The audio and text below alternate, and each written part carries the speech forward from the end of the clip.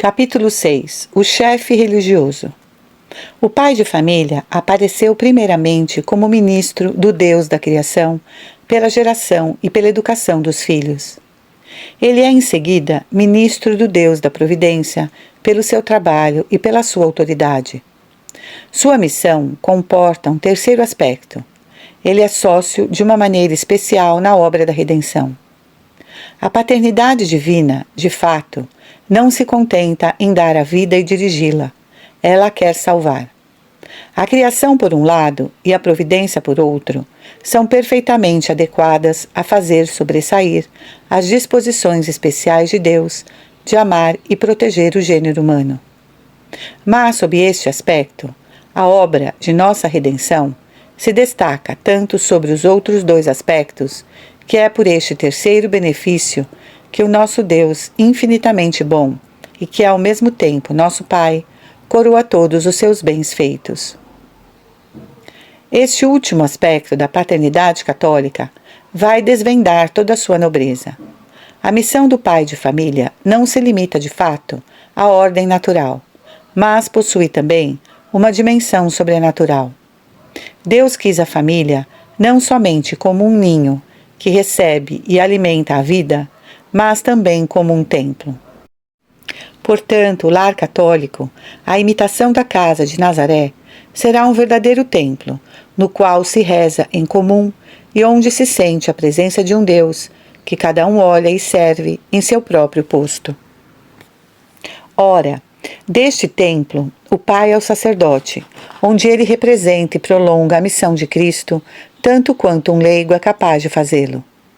Se sobre o horizonte da família brilha em lugar de destaque o sol do mundo, que é Cristo, com a religião que supõe tal conjugação de virtudes, o chefe da família, que tão vivamente se irradia neste sol, espalha por sua vez, tanto quanto lhe é possível, a luz da sua sabedoria religiosa, o calor de sua afetuosa caridade, o movimento de seu exemplo cativante e premente.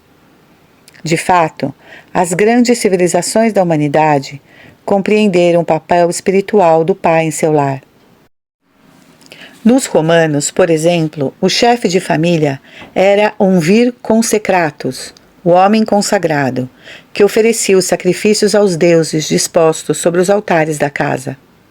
Na economia da salvação, o pai católico certamente não está revestido do sacerdócio, e seu poder no domínio religioso permanece limitado. Por exemplo, o santuário das almas lhe permanece fechado. Ele não é o diretor espiritual da sua esposa, nem o confessor dos seus filhos, mas ele participa de forma especial nos três poderes de Cristo. Ele é profeta, ele é rei e ele é sacerdote. Nota: Santo Agostinho, século IV, resume assim os deveres dos pais de família. Vós também servireis a Cristo, na medida em que lhes foi concedido, se levardes uma vida virtuosa, se derdes esmola, se anunciardes seu nome e seu ensinamento, conforme vossos meios. É desta forma que todo pai deve compreender seus deveres com relação à sua família. Ele deve, por suas exortações, conduzir os seus ao seio de Cristo e à vida eterna. Ele deve ensiná-los, encorajá-los, repreendê-los. Deve prodigalizar a bondade e exercer a disciplina. Ele cumpre assim, em seu interior, como servidor de Cristo, um ministério eclesiástico e, em certo sentido, episcopal, que o liga a Cristo na eternidade. Comentário sobre São João 2,13. O profeta. O termo profeta vem do grego falar em nome de alguém.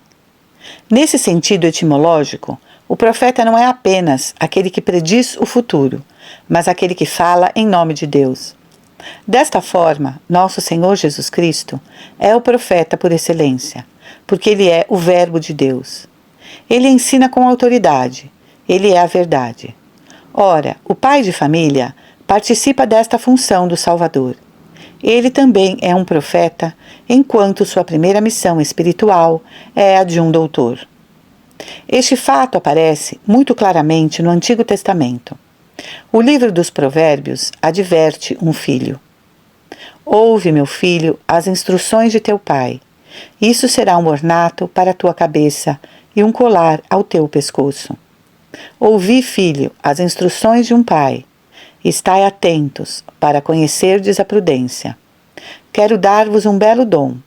Não abandoneis a minha lei, porque eu fui também o filho querido de meu pai, e amado ternamente como filho único de minha mãe, e ele me ensinava e dizia: o teu coração receba as minhas palavras, guarda os meus preceitos, e viverás. Possui a sabedoria, possui a prudência, não te esqueças, nem te desvie das palavras da minha boca. Igualmente o justo Tobias apresenta um belo exemplo desta solicitude sobrenatural. Teve dela um filho, a quem pôs o seu nome, ao qual ensinou desde a infância a temer a Deus e a abster-se de todo pecado. Mais tarde, essa concepção da paternidade foi adotada naturalmente pela Igreja. Um grande pregador do século IV, São João Crisóstomo, o expressava assim: quando saídos da igreja, entrais em suas casas, erguei 2 mesas, uma de alimento do corpo, outra com alimento das sagradas escrituras. Que o marido respeite o que foi dito, que a esposa se instrua, que as crianças escutem, e que os empregados não sejam privados das leituras da Bíblia. Fazei cada um de vossas casas uma igreja. Acaso não fostes encarregados da salvação de vossos filhos e vossos servidores, e um dia acaso não devereis dar contas? Como nós, pastores, daremos contas de vossas almas, assim os pais de família deverão dar contas diante de Deus de todos os trabalhadores de sua casa, esposa, crianças, empregados. Depois de vossa restauração corporal, cuidai de servir, ao retomarem as vossas casas, esta mesa espiritual, na qual haveis de reproduzir a matéria de nossas conversas. Não há motivos, aliás, para se surpreender com este princípio, que apenas confirma uma verdade de ordem natural. O bem comum de uma sociedade, e portanto de uma família, consiste na posse em comum da verdade. Cabe, portanto, ao chefe de família velar, em primeiro lugar, pela vida intelectual e cultural do seu lar. Cabe a ele fazer com que reine o culto da verdade. Ora, as consequências de tal dever, para o próprio interessado, são fáceis de adivinhar. O pai, sendo um mestre, deve incessantemente aprofundar e elevar sua própria formação doutrinal e estar pronto para responder às necessidades dos diferentes membros da família, segundo sua idade.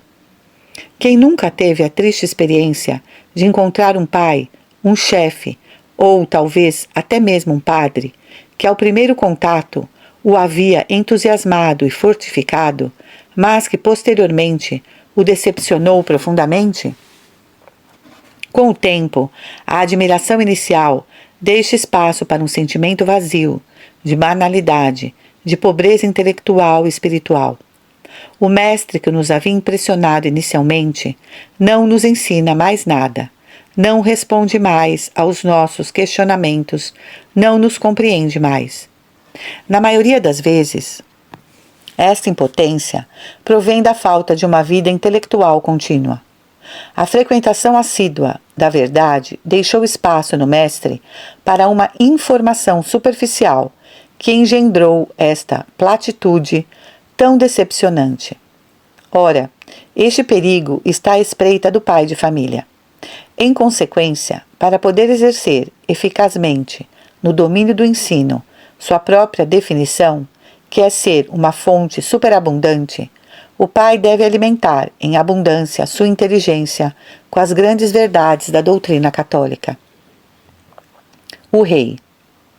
Se o pai de família é um profeta, ele também, como Cristo, é um rei. Essa palavra pode dar medo, certamente, se for mal compreendida. De que se trata? Rei, em latim, rex, contém a mesma raiz que regere, conduzir, dirigir. O rei é aquele que conduz, que possui autoridade para levar os homens ao seu fim. Santo Agostinho explica o alcance desta palavra quando é atribuída a Cristo Rei. O Cristo é Rei de Israel, não para exigir o tributo, nem para formar um exército com visitas a combater os inimigos visíveis.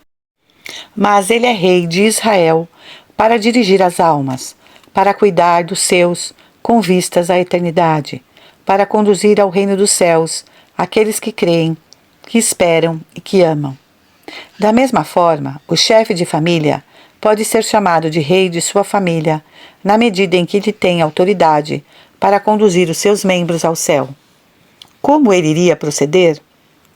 Primeiramente, o pai exerce sua realeza pelas leis e pelos costumes que ele estabelece em sua casa.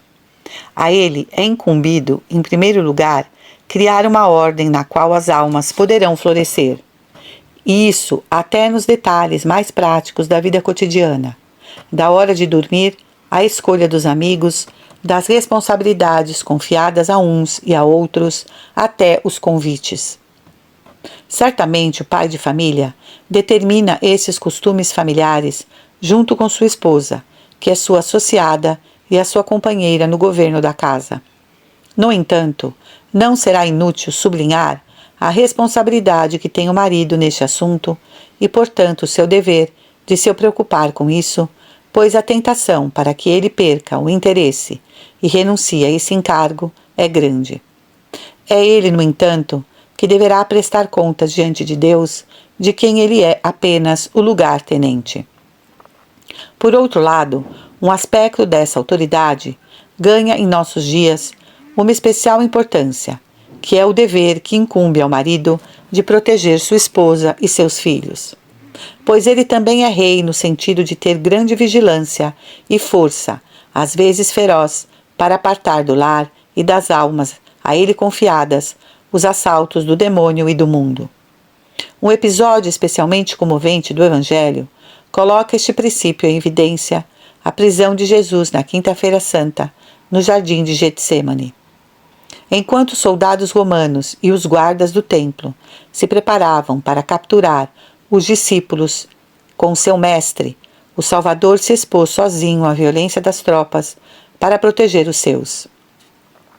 Mas Jesus, que sabia tudo o que estava para ali acontecer, adiantou-se e disse-lhes: A quem buscais? Responderam-lhe: A Jesus Nazareno. Disse-lhes Jesus: Sou eu. E Judas, que o entregava, estava também com eles.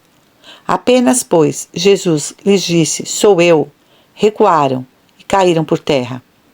Perguntou-lhes, pois, novamente: A quem buscais? E eles disseram: A Jesus Nazareno. Respondeu Jesus: Já vos disse que sou eu. Se é, pois, a mim que buscais, deixar ir estes. Disse isso para se cumprir a palavra que ele dissera: Dos que me deste, não perdi nenhum. Tal foi de fato a missão do Salvador, e a vontade do Pai que me enviou, é que eu não perca nenhum daqueles que me deu.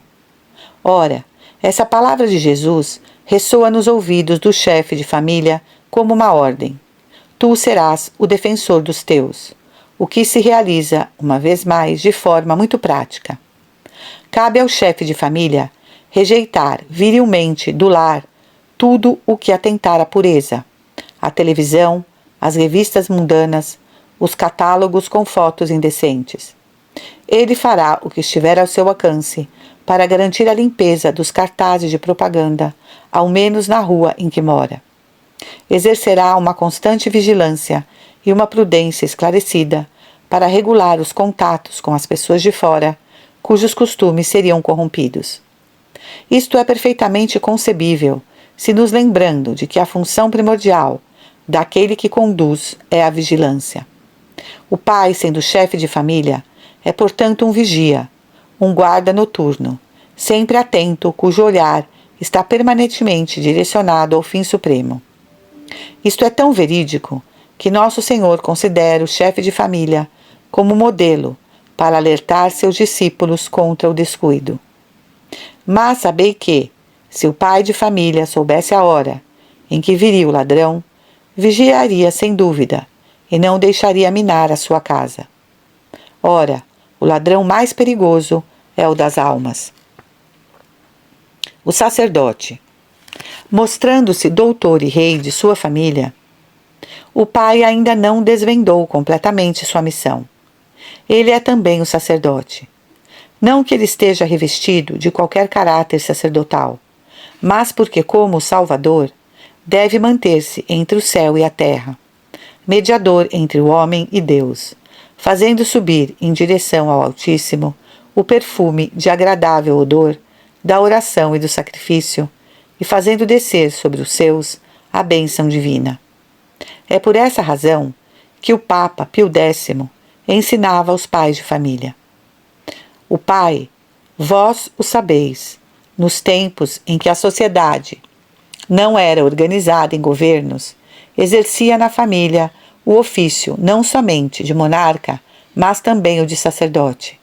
Era ele mesmo quem oferecia com seus filhos os sacrifícios ao Eterno, e vemos nas Escrituras como Noé, Abraão e os outros patriarcas, que no entanto não eram sacerdotes, ofereciam sacrifícios exercendo as funções sacerdotais. Temos aí, sem dúvida alguma, o mais belo título de nobreza da fraternidade humana.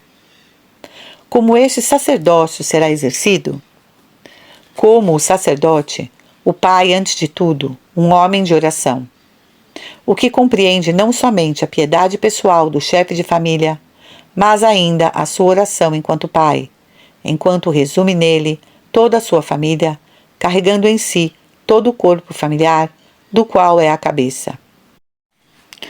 Um pouco como os largos telhados das fazendas de montanha, aconchegando sob suas asas toda a pequena casa e curvando as costas para suportar, para os benefícios de todos, o peso da neve. Como Jesus no Getsêmani, o pai de família se mantém diante de Deus em nome dos seus. Com Jesus, na Quinta-feira Santa, ele pode dizer: Pai, manifestei o teu nome aos homens que me deste do mundo. Pai Santo, guarda em teu nome aqueles que me deste. É por eles que eu rogo. Todas as coisas que me deste vêm de ti. E por eles eu me santifico a mim mesmo, para que eles também sejam santificados na verdade. É também a oração magnânima de São Paulo para seus filhos espirituais. Não cesso de dar graças a Deus por vós, fazendo menção de vós nas minhas orações, para que o Deus de nosso Senhor Jesus Cristo, o Pai da Glória, vos dê o espírito de sabedoria e de luz para o conhecerdes, iluminando os olhos do vosso coração, para que conheçais qual a esperança a que ele vos chamou, e quais as riquezas da glória de sua herança reservada aos santos, e qual é em nós, os que cremos, a suprema grandeza do seu poder, atestado pela eficácia da sua força vitoriosa, em nos converter. Bem antes dele, o justo Jó, no Antigo Testamento, havia bem compreendido a sua missão. E seus filhos iam e banqueteavam-se em suas casas, cada um em seu dia, e mandavam convidar suas 3 irmãs para irem comer e beber com eles. E tendo decorrido o turno dos dias de banquete, Jó mandava chamar seus filhos e purificava-os, levantando-se de madrugada, oferecia holocaustos para cada um deles. Porque dizia: talvez meus filhos tenham pecado e tenham ofendido a Deus nos seus corações. Assim fazia Jó todos os dias. Além disso, este último exemplo indica a segunda maneira para o pai de cumprir sua alta missão, o espírito de sacrifício. Se o grão de trigo que cai na terra não morrer, fique infecundo. Ora, esta lei da fecundidade natural vale a fortiori para a vida sobrenatural. A influência do pai sobre sua esposa e seus filhos será, portanto, proporcional à sua renúncia. Ele não pode participar da missão de Jesus sacerdote sem estar unido à de Jesus vítima. À semelhança do Salvador, o chefe de família é um homem sacrificado. Não há, portanto, espaço na paternidade para o romantismo de uma vida mole e fácil. As ocasiões não faltam ao chefe de família para exercer seu espírito de sacrifício. Há uma muito simples, cotidiana, ao alcance de todos: o dever de Estado. O trabalho do chefe de família lhe dá numerosas ocasiões de reparar as próprias faltas e as de sua família, como de merecer as bênçãos de Deus sobre seus atos. O trabalho, a ferramenta e a profissão são os mais nobres e mais verdadeiros instrumentos de penitência.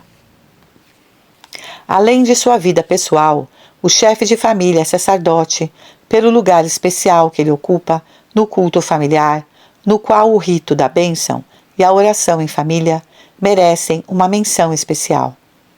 À noite, por exemplo, e antes de uma longa viagem ou de algum acontecimento importante, como um casamento, o pai pode e deve abençoar seus filhos.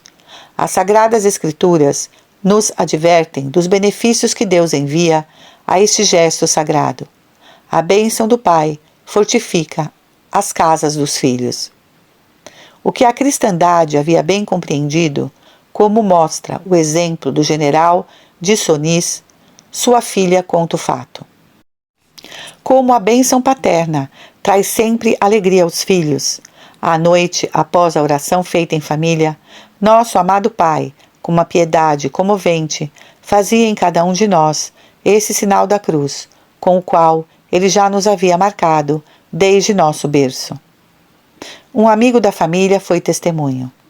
À noite, eu ficava admirado de ver essas crianças desfilando, uma a uma, diante da poltrona de seu pai, que lhes dava um beijo, fazendo em sua fronte o sinal da cruz. Estava realmente emocionado com a grave ternura deste pai. Parecia-me assistir a uma cena de outra idade. Santa Teresinha do Menino Jesus, por sua vez, conta como recebeu de joelhos a bênção de seu pai, o Senhor Martim, no dia de sua entrada no Carmelo, e como ela lhe enviou a coroa de flores de sua profissão religiosa para que ele a abençoasse.